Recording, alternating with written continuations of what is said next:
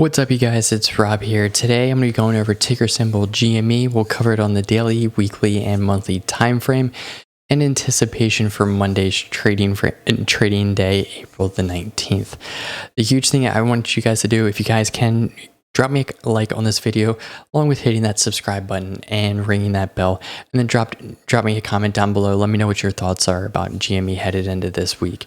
But really, the huge thing I want to highlight first is I want to highlight the short interest on GME, and then I also want to go over deep DFV's tweet and his final tweet, essentially headed into what will hopefully be the molasses kind of thing. So if we hop over here in the order text and take a look at GME, the short interest or free float is sitting at 25.96%, which actually dramatically increased on Friday of 4.24%. So the short interest definitely increased on Friday, which would help us understand really the price movement of the stock on Friday.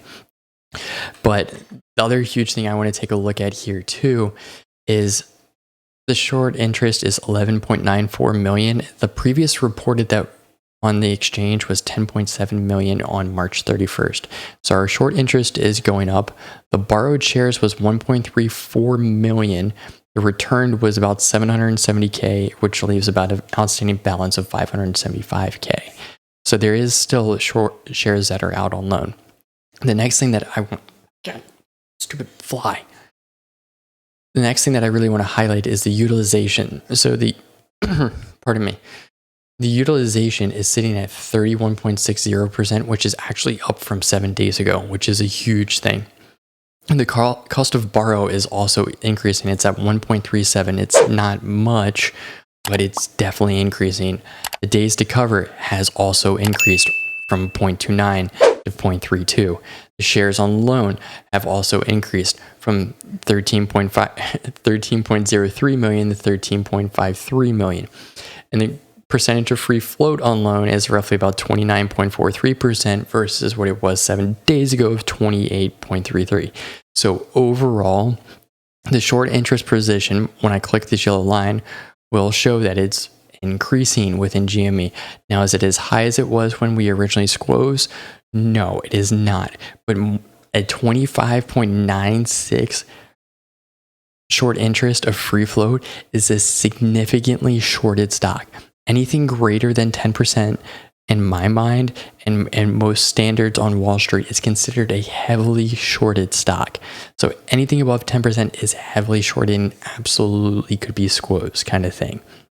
So this is huge. The fact that we are actually increasing our that the shorts are increasing their position even more, and is kind of showing the reason why the stock had, I almost want to call it kind of like a sideways day on Friday here. But also, let's just take a look at Fintel, the entertain Fintel. 200 shares roughly available to short with a borrow fee of 0.89. We go back here in the order text and take a look at the borrow fee. It's sitting at 1.37. So 1.37 is the absolute floor that is going to be the cost of borrow fee, which is pretty significant. Now, the next thing I want to talk about is what happened on Friday. As many of us know, DFV had his options contract expire. He chose to exercise every single one of his contracts that bought a share of GME at a $12 strike price, which is phenomenal. I wish I knew about this back then, because this man has made so much money. It is not even funny. He has $3 million in cash, like in cash, without his position. So the stock could literally go to $40 again, and yeah, he would lose out on his $30 million, but he would still have $3.5 million in cash on the side, kind of thing. What's better than that? But so he did not only exercise his options contract, he actually bought 50,000 more shares. So if we want to take a look here, if we go back and look at his previous update here on April 1st and just compare the two, you can see that he has 500 contracts and he paid $20 per contract. Good Lord. For GME on April 16th with the $12 call. He only had 100,000 shares on April 1st. If we take a look at what his most recent was, he has 200,000 shares. So when you exercise a contract, you get 100 shares per contract. So he had 500 contracts at that price point. So he would get roughly 50,000 shares. So his total would be 150,000 shares. So what this tells me is he bought 50,000 more shares on top of it. So his total position in GME now is 200,000 shares, which is huge. Now, we won't hear anything more from him on Reddit about his updates or anything like that because he is going to be waiting for this to squeeze. And I'm sure when he sells, he doesn't want everyone else to know because he wants the squeeze to happen, kind of thing. So, which I completely and absolutely respect. Now let's go ahead and hop over here in the Webull and cover GameStop. So overall for the day, we were down about 1.12%, which is not necessarily a bad thing, but the huge thing is in the after hours, we were actually up 4.07%, which is huge. So we reclaimed $160. So we are headed hopefully back up to this 172. So let's hop out here to the 1 day time frame. The huge thing to take a look at here is we did have our intraday low of 151.25. So we didn't test 150, which is a positive thing.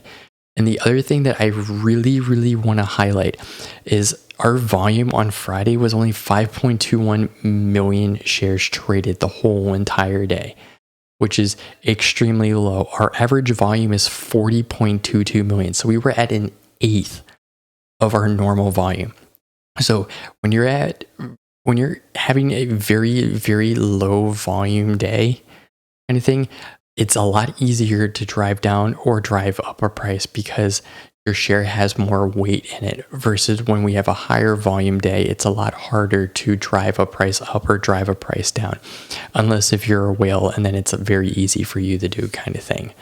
So the huge thing is to take a look at here in the middle of the day is this overextension of the MACD, and then that we were oversold right off the rip. We touched oversold several times and touched overbought a couple of times too. But the huge thing here is to highlight this move on the MACD. It is a very volatile move, but we didn't touch $150, which is good.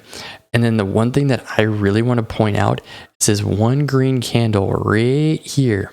It's a giant volume spike in the day. It had 99, essentially 100,000 shares traded within 1 minute. Well, our other minutes we were trading at roughly about 5 to 10,000 shares.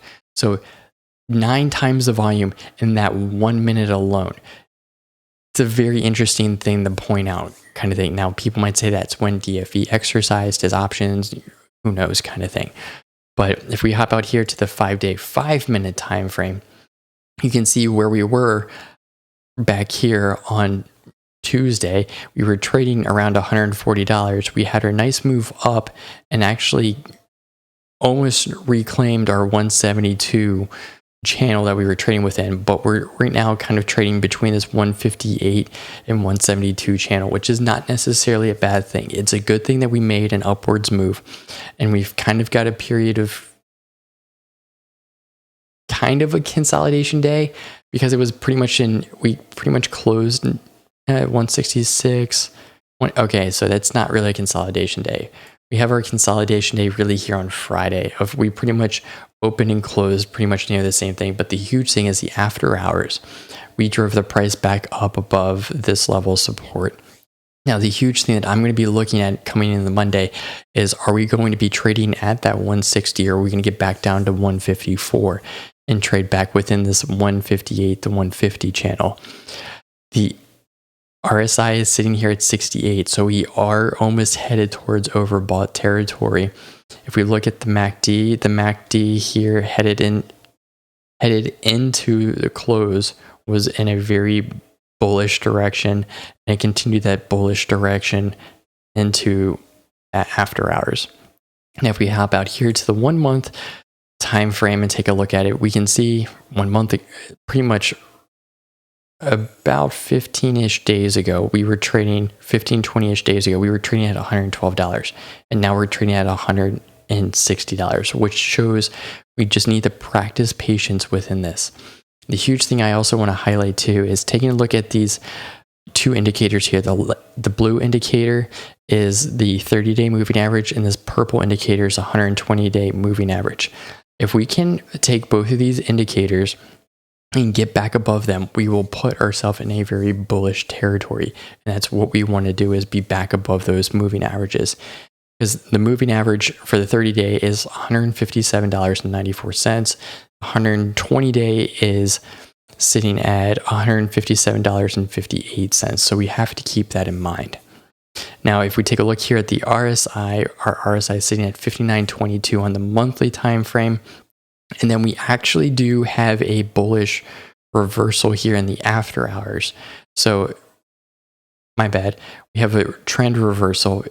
We have a bullish move of the MACD crossing over the signal, and it's literally just below the equilibrium. So we are definitely headed on a macro perspective in a very bullish direction. Micro perspective, we still look bearish, but we want to take a look at the macro perspective because that will give us more history behind the stock and understand where we are. Now, the huge thing I'm really looking for on Monday and really going in the next week is, can we get back above this 158 mark, stay above it, and hopefully reclaim 172. If we can get back into that 172 channel next week, it would be a very good thing, because we would be between 172 and 198. And that would be the original channel that we were trading in for so stinking long. And it would help us essentially erase our minds of where we were and the pain that we were having. Now, keep in mind, take this with a grain of salt. This all could be thrown out the window if some huge news catalyst comes out or something like that, or something huge happens. GameStop and AMC are so hard to predict and understand and analyze, because the smallest news catalyst can just throw all the technical analysis out the window. So remember, take everything what I say with a grain of salt. Remember that I am not a financial advisor and that this is not financial advice. So I hope you guys had a good one.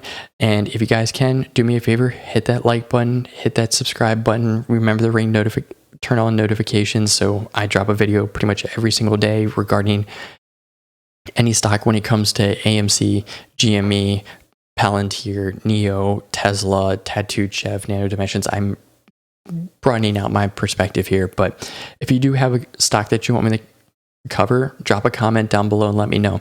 But I'll see you guys in the next one. Peace.